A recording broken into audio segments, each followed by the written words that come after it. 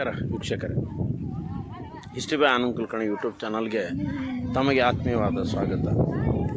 ಈಗ ನಾನು ವಿಜಯಪುರದ ಪೂರ್ವ ದಿಕ್ಕಿಗೆ ಸುಮಾರು 20 ಕಿಲೋಮೀಟರ್ ದೂರದಲ್ಲಿರುವಂತಹ ಆದಿಲ್ ಶಾಹಿಗಳ ಜಲಮಂದಿಲಗಳು ಬೇಸಿಗೆ ಅರಮನೆ ಇರುವಂತಹ ತಾಣ ಕುಮ್ಮಟಗಿ ಕೆರೆಗೆ ಬಂದಿದ್ದೇನೆ. ಬನ್ನಿ, ಕುಮ್ಮಟಗಿ ಕೆರೆಯ ಒಂದು ಆಹ್ಲಾದಕರ ವಾತಾವರಣವನ್ನು ಸವಿಯೋಣ. ಈಗ ನಮಗೆ ಹಿಂದೆ ಕಾಣ್ತಿರುವಂಥದ್ದು ವಾಚ್ ಟವರ್.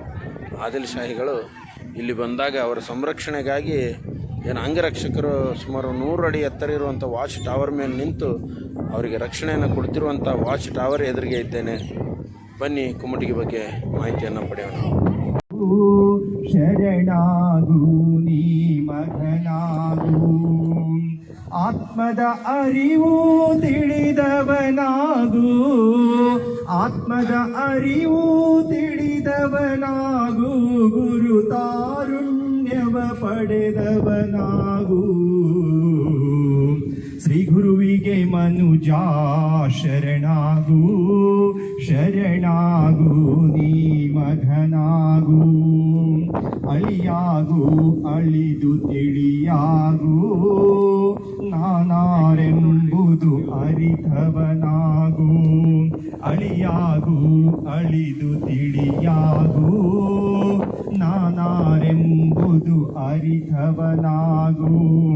ಮರಳಿ ಮರಳಿ ಮಾಯಕ್ಕೆ ಬಳಲಿ, ಮರಳಿ ಮರಳಿ ಮಾಯಕ್ಕೆ ಬಳಲಿ, ಶ್ರೀ ಗುರುವಿಗೆ ಮನುಜಾ ಶರಣಾಗು, ಶರಣಾಗು ನೀ ಮಗನಾಗು. ಶ್ರೀ ಗುರುವಿಗೆ ಮನುಜಾ ಶರಣಾಗು.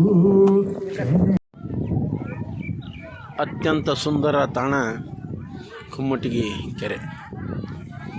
ಆದಿಲ್ ಶಾಹಿಗಳ ಕನಸಿನ ಒಂದು ವಿಲಾಸಿ ತಾಣ. ವಾಯುವಿಹಾರಕ್ಕಾಗಿ, ಹವಾನಿಯಂತ್ರಿತ ಕಟ್ಟಡಕ್ಕಾಗಿ ಇಲ್ಲಿ ಆದಿಲ್ ಶಾಹಿಗಳು ಬರ್ತಾಯಿದ್ರು. 3 ಅಂತಸ್ತಿನ ಅದು ಕಟ್ಟಡ. ಮೇಲೆ ಗುಮ್ಮಟದಲ್ಲಿ ನೀರು ಹೋಗಿ ಆ ಕಟ್ಟಡದಲ್ಲಿರುವಂತಹ ಪೈಪ್ಗಳ ಮುಖಾಂತರ ನೀರು ಹರಿಯುವುದರಿಂದ ಕಟ್ಟಡ ತಂಪಾಗಿರ್ತಿತ್ತು. ಕೊನೆ ಅಂತಸ್ತಿನ 4 ದಿಕ್ಕಿಗೆ ಸುಮಾರು 25-30 ನವಿಲಿನ ಬಾಯಿಂದ ನೀರು ಈ ನೀರಿನ ತೊಟ್ಟಿಗೆ ಅಥವಾ ಈ ಒಂದು ಹೌದಿಗೆ ಬೀಳೋದ್ರಿಂದ ಭಾಳ ಸುಂದರವಾಗಿ ಈ ಕಟ್ಟಡ ಕಾಣ್ತಾ ಇತ್ತು. ಇವತ್ತು ಯಾವ ನವಿಲು ಪೂರ್ತಿಯಾಗಿ ಇಲ್ಲ ಅನ್ನೋದೇ ಭಾಳ ಬೇಸರದ ಸಂಗತಿ. ಈ ಹವಾನಿಯಂತ್ರಣದ ಕಟ್ಟಡದ ಸುತ್ತಲೂ ಒಂದು ನೀರಿನ ಹೌದು ಇರುವುದನ್ನು ನಾವು ನೋಡ್ತೀವಿ. ಜಲಕ್ರೀಡೆಗಾಗಿ ಇದನ್ನು ಅವರು ಬಳಸ್ತಾ ಇದ್ದರು. ಬನ್ನಿ, ಇಲ್ಲೊಂದು ಕಟ್ಟಡ ನಮಗೆ ಕಾಣ್ತದೆ. ಈ ಕಟ್ಟಡದ ಹೆಸರು ಸ್ಥಳೀಯವಾಗಿ ಪಾತ್ರಗಿತ್ತಿ ಮಹಲ್ ಅಂತ ಕರೀತಾರೆ. ಇದು ವಸ್ತ್ರಾಲಂಕಾರ ಅಥವಾ ಬಟ್ಟೆಯನ್ನು ಬದಲಿಸಲಿಕ್ಕೆ ಇರುವಂಥ ಕೋಣೆ. ಒಳಗೆ ಪೇಂಟಿಂಗ್ಸ್ ಇದ್ದಾವೆ. ಬರ್ರಿ, ಈ ಕಟ್ಟಡದ ಮೇಲೆ ಏರಲಿಕ್ಕೆ ಕೂಡ ವ್ಯವಸ್ಥೆ ಇದೆ. ಇವತ್ತು ಆರ್ಕಿಯಾಲಜಿಕಲ್ ಡಿಪಾರ್ಟ್ಮೆಂಟ್ ಅವರು ಅದನ್ನು ಕೀಲಿ ಹಾಕಿರೋದನ್ನು ನೋಡ್ತೇವೆ. ಈ ಕಟ್ಟಡದ ಒಳಗೆ ಸಣ್ಣ ಸಣ್ಣ ಹೌದುಗಳು, ಅಲಂಕಾರಿಕವಾದಂಥದ್ದು ಪೇಂಟಿಂಗ್ಸ್ ಕೂಡ ಇಲ್ಲಿ ಇರೋದನ್ನು ನಾವು ನೋಡ್ತೇವೆ. ಆದಿಲ್ ಶಾಹಿಗಳು ನೀರನ್ನು ದಿನಬಳಕೆಗೆ, ಕುಡಿಯಲು, ಕೃಷಿಗೆ ಬಳಸುವುದರೊಂದಿಗೆ ಮನರಂಜನೆಗಾಗಿ ಬಳಸಿದ್ದು ಕೂಡ ಭಾಳ ಮೆಚ್ಚುವಂತಹ ಕೆಲಸ.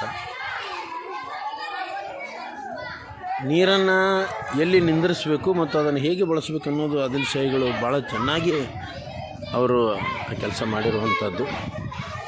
ಕೆರೆಯ ನೀರನ್ನು ಕೊಳವೆ ಮುಖಾಂತರ ತಂದು ಇಲ್ಲಿರುವ ಕಟ್ಟಡಗಳಿಗೆ ಅಂತರ ಮುಖದಿಂದ ತಂದು ಈ ಕಟ್ಟಡದಲ್ಲಿ ಬಳಸಿ ಇವುಗಳನ್ನು ತಂಪಾಗಿ ಇರಿಸ್ತಿದ್ರು ಅನ್ನೋದು ಇತಿಹಾಸದ ಪುಟಗಳಿಂದ ತಿಳಿದು ಬರ್ತದೆ.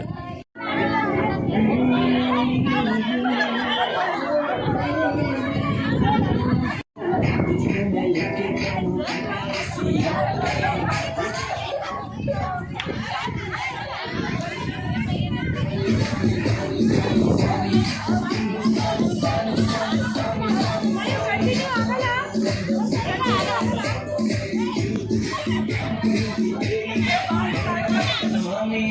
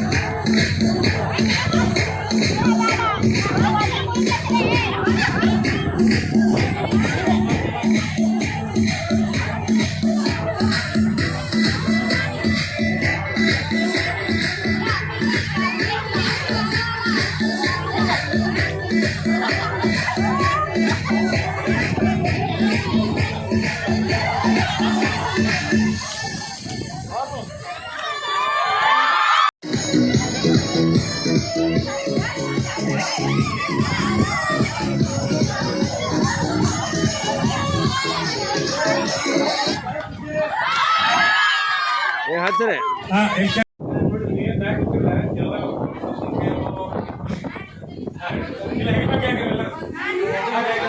ನುಗ್ಸಂಗಿಲ್ಲ ಯಾರು